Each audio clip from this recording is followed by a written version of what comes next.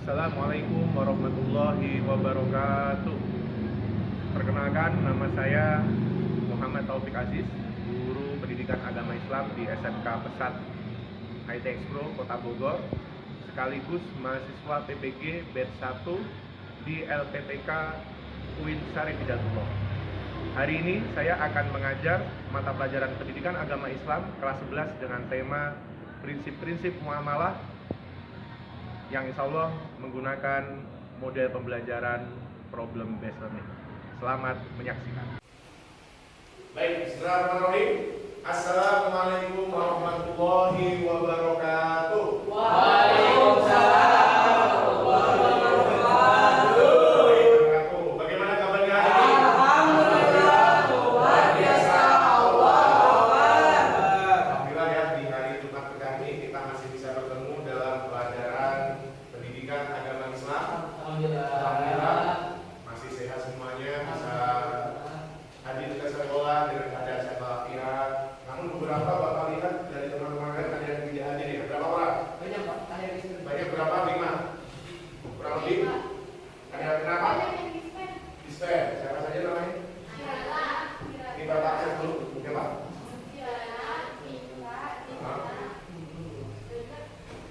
Putri Kaila. Itu dispen. Kalau yang nggak masuk? Andika nggak masuk? Tapi Alam? Ada dispen. Yang sakit siapa? Oh, Rafi. Baik. Oke. Baik, yang dispen semoga dipersiapkan dengan baik acaranya, dan yang sakit kita doakan cepat sembuh. Amin. Baik anak-anak, sebelum kita masuk ke pembelajaran, alangkah baiknya kita berdoa. Maka dari itu Bapak minta salah satu untuk memimpin doa kepada kami. Bapak silakan untuk memimpin teman-teman berdoa. Silakan kamu. Sebelum mulai pelajaran, mari kita doa terlebih dahulu.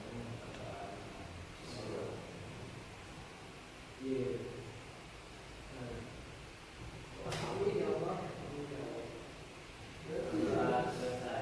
Baik. Sudah. Baik, biar berkah lagi, selain doa kita baca bismillah bersama-sama. Bismillahirrahmanirrahim. Oke, sebelum masuk materi baru, Bapak ingin apresiasi terlebih dahulu atau menanyakan tentang materi-materi sebelumnya yang sudah kita pelajari. Ada yang masih ingat kemarin kita belajar apa? Silakan. Materi nikah, betul. Apa yang kamu dapatkan kemarin tentang materi pernikahan? Ada yang masih ingat? 5 hukum apa aja? Wajib. Betul. Sunnah. Betul. Oke. Ubah. Maksiat. Secara ekonomi dan ilmu belum siap. Seperti itu. Sama. Oke, siap. Akhir yang haram.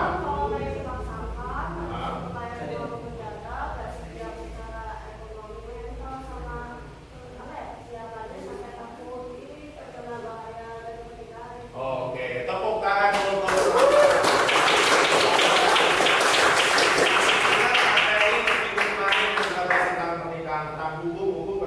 Nah, hari ini kita akan masuk materi baru. Apa itu? Nah, mungkin kalau bisa kalian baca ya, di depan ini ada kata muamalah. Apa itu muamalah? Mungkin ada yang sudah tahu dan ada yang belum tahu. Nah, hari ini kita akan bahas secara tuntas tentang apa itu muamalah. Seperti itu ya. Oke. Sebelum nanti kita masuk ke materi, Bapak berharap karena Bapak pakai media kelas poin, maka dari itu silakan semuanya bisa masuk ke kelas yang sudah Bapak siapkan, ya. Silakan. Ya, silakan masuk ke kelas poin APP, kemudian enggak yang ini nak? Di barcode. Iya, ini yang baru. Oke. Di barcode bisa nggak? Ini barcode teman-teman. Nah,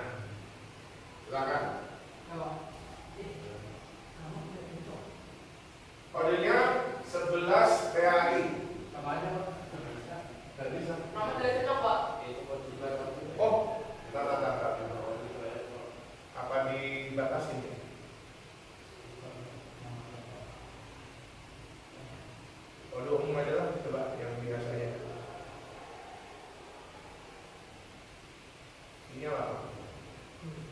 Oh iya benar. Sininya.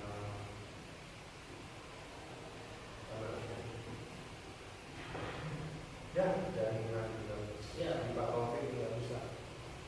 Terus nyambung jaringannya ya. Mohon maaf ya. Baik, kita coba cek lagi ya. Nah sekarang coba diulangi lagi. Silakan.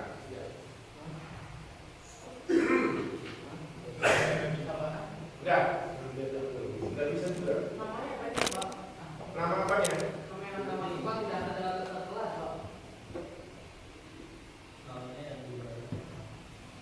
Coba. Yang biasanya coba ya. Nah coba ini yang biasa ya.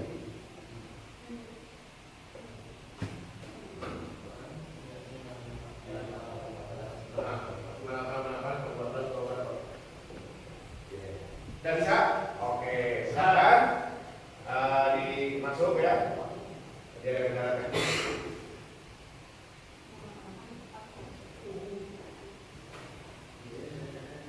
Oke, sambil menunggu yang lain, Bapak minta salah satu untuk bisa membacakan apa ayat yang Bapak sematkan di depan. Saya minta Randy. Oke, silakan Randy. Dibaca. Di surat apa, ayat berapa, dan artinya apa? Silakan. Anas. Quran surat Al-Maidah ayat 2. Ya. Baca. Saatnya jam ketiga dimulai. Tangan dulu. It's time to begin the third lesson. Ini bawaannya. Ayo. Silakan diulangi Randy. Jadi jangan Tangan digerakkan. Dan kalau menolonglah kamu dalam mengerjakan kebaikan, takwa dan jangan kau menolong dalam membuat sesat dan mengerjakan takwalah Kamu kepada Allah. semuanya Allah. Amat berat. Oke, terima kasih Randy. Tepuk tangan dulu untuk Randy ya. Ya, jadi pesan tentang Allah yang ingin Bapak sampaikan di hari ini adalah saling menolonglah kamu dalam kebaikan dan jangan dalam keburukan. Nah ini inti dasar dalam muamalah yang nanti kita akan bahas bersama. Oke, udah masuk semua? Sudah. Nah sekarang kita akan menyimak sebuah video tentang sebuah kasus yang marak di masyarakat. Nanti Bapak minta tanggapan dari kalian. Seperti itu ya. Mohon disimak dengan baik. Silakan.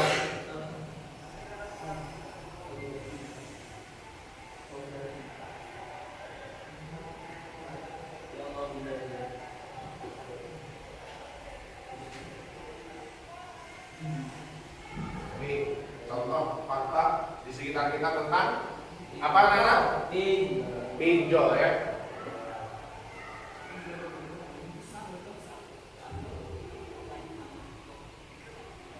Kedengaran nggak? Namanya?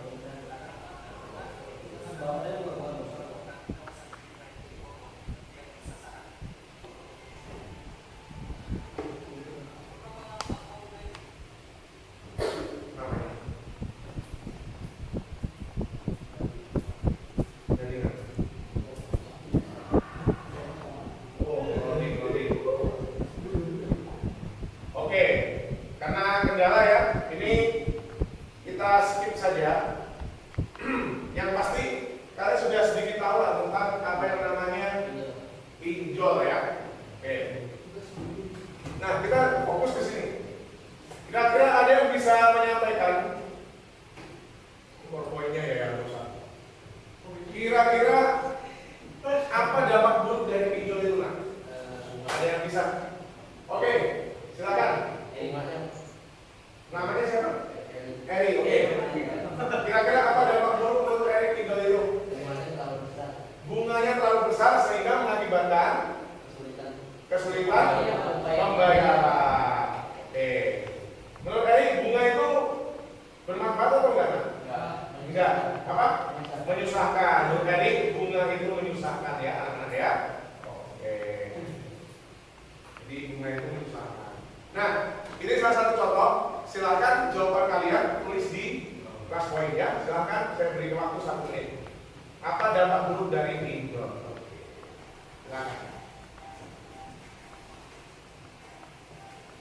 Boleh yang kayak tadi itu kembali ya, ya. Yang lain silakan berpendapat.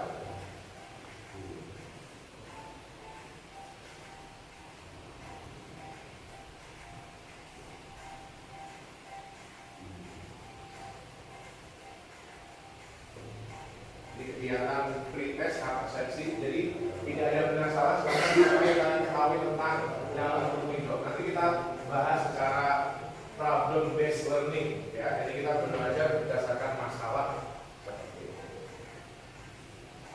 Anak sudah?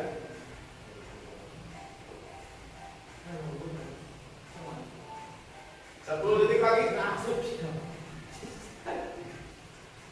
Silakan.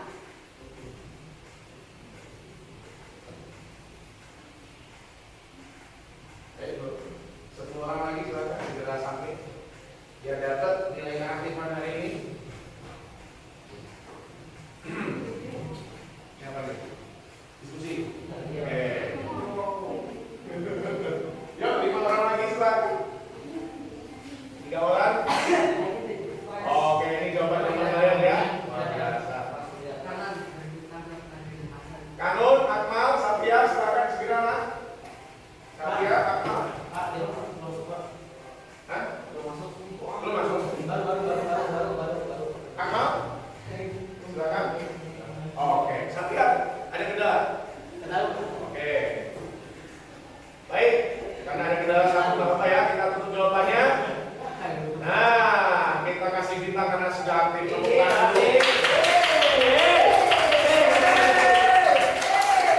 Kita coba lihat salah satu ya. Coba kita lihat Fauzia. Apa pendapat Fauzia tentang dampak buruk dari pinjol? Menurut Fauzia, mendapatkan bunga yang cukup besar sehingga adanya kesulitan untuk membayarnya dan makin banyak terlilit hutang. Jadi punya hutang tambah hutang lagi, gitu ya Fauzia ya. Nanti kita bahas. Kira-kira dari sudut pandang Islam apa sih hutang itu? Apakah boleh ada bunga atau tidak? Nah itu kita bahas nanti. Terima kasih ya. Karena terbatas waktu, Bapak review satu saja. Nah, ini tadi udah ya. Nah ini, ya Allah berfirman di ayat yang lain di surat An-Nisa ayat 29 yang artinya wahai orang-orang yang beriman, janganlah kamu saling memakan harta sesamamu dengan cara yang batil, ya, kecuali dengan jalan perniagaan yang berlaku dengan saling ridho atau suka sama suka di antara kamu. Jadi ada hal-hal yang tidak boleh atau batil dalam muamalah itu. Nah nanti kita bahas di sini. Oke? Nah sebelum kita diskusi, Bapak ingin sedikit memberikan clue atau arah tujuan pembelajaran kita. Yang pertama adalah kita setelah belajar dari pertemuan ini kita mampu menganalisis dan mengerti prinsip-prinsip muamalah dengan baik, sehingga dengan kita tahu prinsip muamalah dengan baik, kita bisa tahu apakah muamalah ini boleh atau tidak, apakah kejadian masalah ini itu dalam sudut pandang Islam itu boleh atau tidak, seperti itu. Ya, itu tujuan belajar kita hari ini. Nah, sebelum ke diskusi, Bapak ingin memberikan sedikit pengantaran ya, bahwa muamalah itu secara pengertian adalah suatu kegiatan yang mengatur hal-hal yang berhubungan dengan tata cara hidup sesama manusia untuk memenuhi kehidupan sehari-hari. Jadi hubungan antar manusia untuk memenuhi kebutuhan itulah yang disebut dengan muamalah.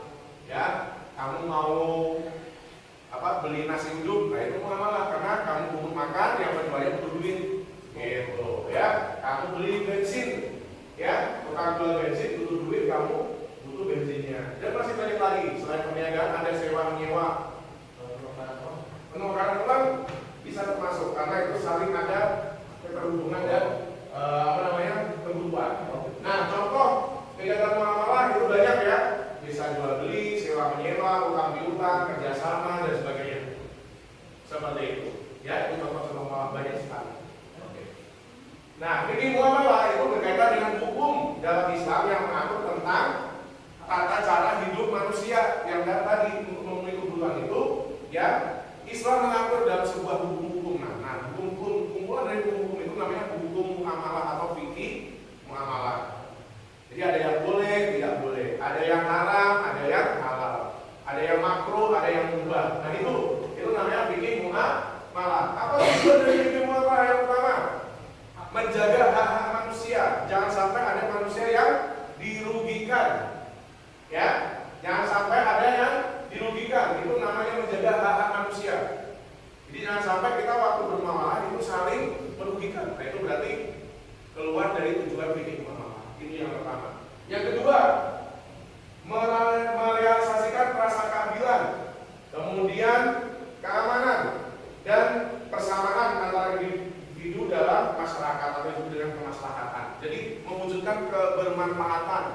Jangan sampai muamalah kita mendatangkan keburukan seperti itu. Ya. Berarti ada Pak jual beli yang tidak diperbolehkan? Ada, itu jual beli yang merugikan banyak orang. Contoh, jual beli minuman keras, itu nggak boleh.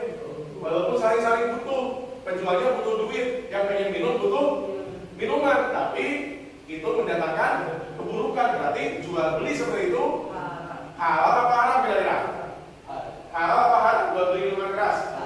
Haram. Kenapa? Karena tidak ada maslahat di situ. Nah itu contoh. Dan yang terakhir adalah menjauhkan segala kemudorotan, mendatangkan kemaslahatan, menjauhkan kemudorotan, bukan malah mendatangkan kemudorotan. Seperti itu. Oke, paham ya? Itu tujuan dari fikih muamalah. Jadi menjaga hak-hak, memberikan kemaslahatan dan menjauhkan dari kemudorotan. Prinsip muamalah itu ada 4, ya. Ada 4 prinsip muamalah. Yang pertama apa? Seluruh hukum muamalah pada dasarnya itu mubah. Mubah itu apa artinya? Boleh.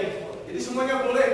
Tinggal ada dalil yang mengharamkannya. Misalkan, kenapa Pak tadi jual beli minuman keras nggak boleh? Karena minuman keras dilarang dalam agama Islam. Gitu. Kalau jual beli nasi uduk, boleh. Kenapa? Tidak dilarang dalam agama Islam. Nggak ada dalil yang melarang nasi uduk haram, nggak ada. Nah, kalau minuman keras ada banyak ya. Itu contohnya. Sukarela, tidak boleh ada paksaan, nggak boleh dalam bermuamalah itu ada paksaan, anak-anak. Oke, tidak boleh ada paksaan, ancaman itu nggak boleh, harus saling sukarela. Kemudian mendatangkan manfaat dan menghindari madarat sesuai dengan tadi tujuan dari fikih muamalah, mendatangkan manfaat, menghilangkan madarat. Dan yang terakhir didasari nilai keadilan dan kejujuran. Kita harus jujur seperti Nabi kita Rasulullah Muhammad SAW pada saat berdagang, ya. Rasulullah itu adalah sosok yang jujur, maka disebut sebagai al-amin, orang yang terpercaya, orang yang jujur, tidak pernah berbohong saat muamalah, khususnya pada saat berdagang. Itulah 4 prinsip dan bermuamalah yang menjadi nanti pembahasan kita pada saat studi kasus tentang masalah yang nanti Bapak akan sampaikan. Nah, setelah ini kita akan diskusi kelompok untuk kita tahu langsung kira-kira masalah yang terjadi di masyarakat itu seperti apa. Ya, nanti kita akan diskusi kelompok. Ini ada berapa? 1, 2, 3, 4, 5, 6, 7, 8, 9, 10, 11, 13, 14, 15, 16, 17. Ya, semuanya hitung angka 1 sampai apa saja. Yuk, dari sini. Kita cek dulu ya. Kelompok 1, mana kelompok 1? Oke, kelompok 2? 5. Oke, kelompok 3? Kelompok 4? Oke. Baik, hari ini kita akan diskusi kelompok, ya. Aturan diskusi nanti silakan dibaca di RKUD yang Bapak bagikan. Intinya nanti Bapak berikan waktu untuk diskusi. Saya bagikan dulu, silakan ditulis nama kelompoknya dari kelompok 1, anggotanya silakan ditulis ya. Kemudian ini juga sama, kelompok 4, anggotanya ditulis. Ini juga sama, kelompok 3, anggotanya ditulis ya. Silakan.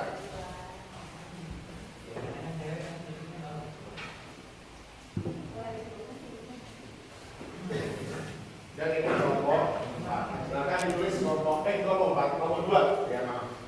Kelompok 2, silakan tulis nama kelompoknya. Anggota kelompoknya siapa saja?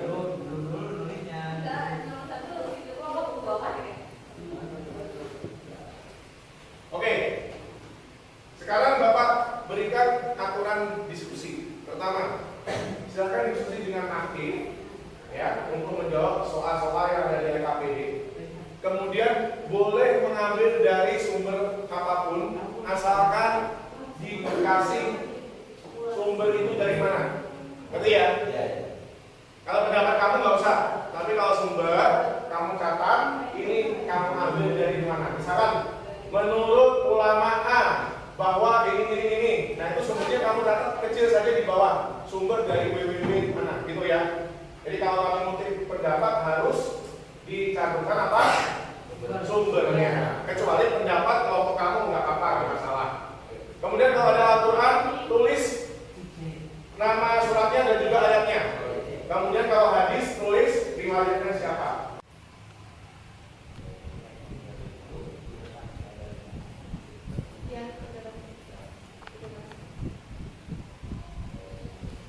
Nomor 1 gimana? Sudah berapa persen? 40. Oke, setengah perjalanan. Kelompok 2 berapa persen? Belum tahu. Oke, kelompok 3 30. Kelompok 3 berapa persen?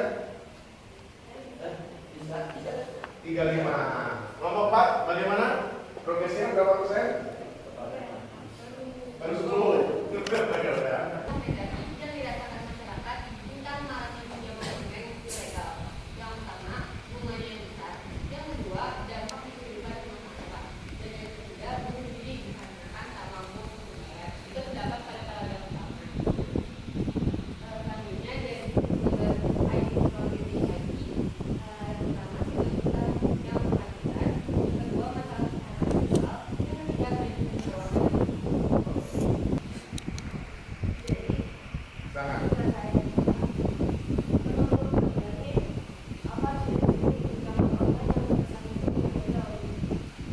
Apa ciri-ciri pinjaman yang ilegal itu seperti apa ciri-cirinya? Gitu. Oke. Silakan dari kelompok ini. Ya.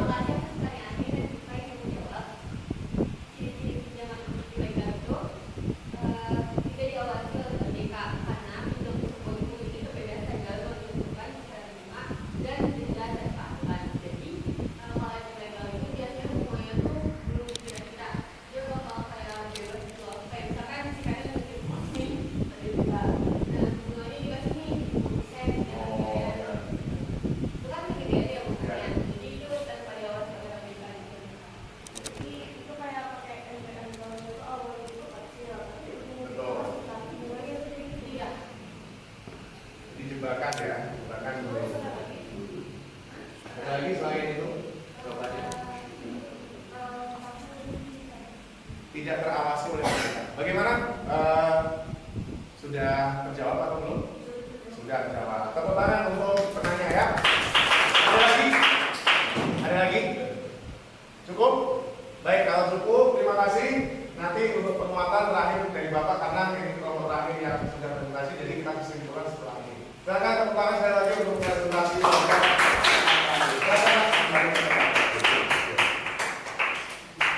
Baik.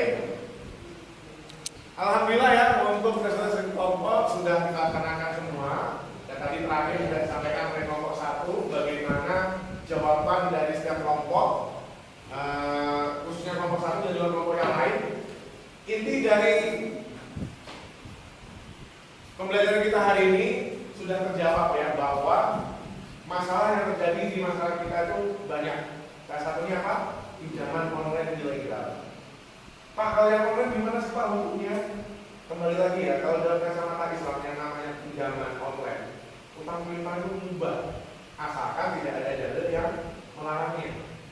Pinjam boleh, asalkan tidak ada riba di situ. Nah, gitu ya. Itu tadi saya sudah bahas secara sangat baik. Kayak juga analisis dari sisi dasar-dasar muamalah tadi luar biasa. Kenapa sih pinjaman online ilegal itu tidak sesuai muamalah tapi bisa jawab sangat luar biasa dari setiap kelompok ya. Ada yang menjawab karena tidak ada rasa keadilan di situ, ada kemudorotan yang muncul, ada dalil yang melarang, masya Allah ya. Terima kasih. Kemudian solusi-solusi yang ditawarkan juga luar biasa. Dari kelompok 1 tadi perlunya edukasi kepada masyarakat. Yang kedua dari kelompok yang lain juga ada perlunya pengawasan dari mana? Dari negara tentang maraknya pinjaman online. Yang tadi ditanya tentang apa ciri-ciri dari pinjaman online ilegal, yang terakhir tadi dijawab dengan juga sangat baik. Ciri yang pertama adalah apa? Tidak terdaftar dalam OJK.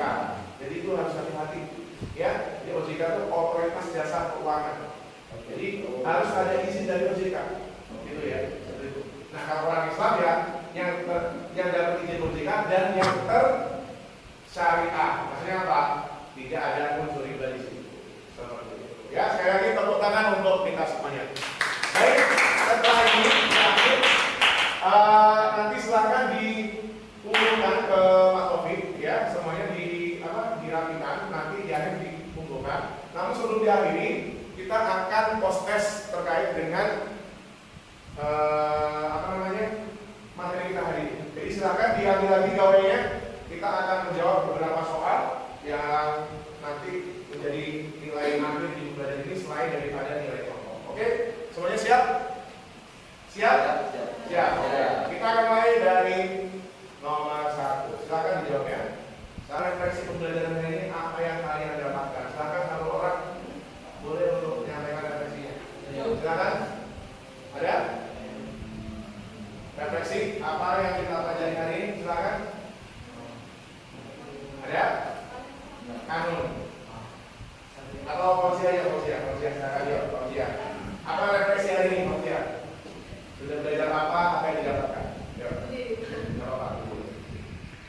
Refleksi hari ini dengan tahu tentang muamalah, juga masalah-masalah yang ada di masyarakat.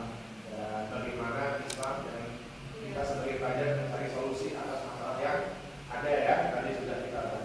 Tepuk tangan untuk Fauziah. Baik anak-anak, alhamdulillah sudah di akhir pembelajaran ya.